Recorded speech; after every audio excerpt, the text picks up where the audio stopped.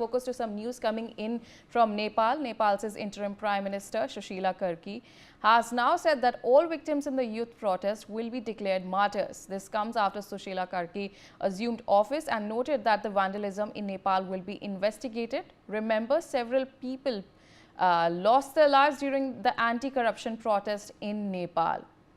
So obviously, those are the details that are emerging in Nepal. Now, my colleague Brian Thomas is joining us on the telecast. Brian, take us through the details that are coming in terms of the situation in Nepal. Very clearly, if we talk about this situation right now, the situation has returned back to normalcy. And very importantly, the Nepal Interim Prime Minister also announced relief packages itself. Announced those who were killed in the ongoing Gen Z protest movement would be accorded the status of martyrs, and even Sushila Karki's government also recognized the sacrifice made by the demonstrations and assured that the struggles will not go in vain.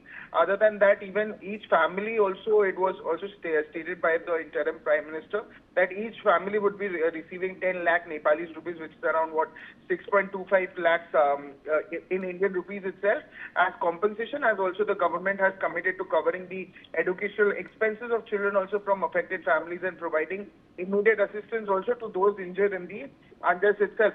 Apart from that, the human cost of the unrest even mounted in a severe number, where the Ministry of Home Affairs confirmed that the death toll of the Gen Z related violence had even climbed to 72. Among them, even an Indian woman was also caught in the clashes itself, and hundreds more have been also reported injured as of now.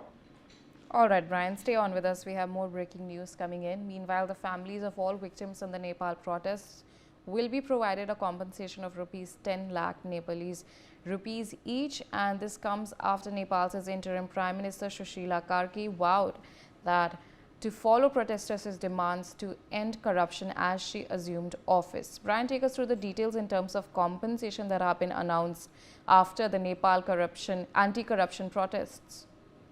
Very clearly, as of now, along with the martyr status, interim Prime Minister Sushila Karki also announced the financial relief packages for the families of those killed during the protests. Each family would be receiving 10 lakh Nepalese rupees, which is 6.25 lakh in Indian rupees as compensation, as the government also committed to covering the educational expenses of children from affected families.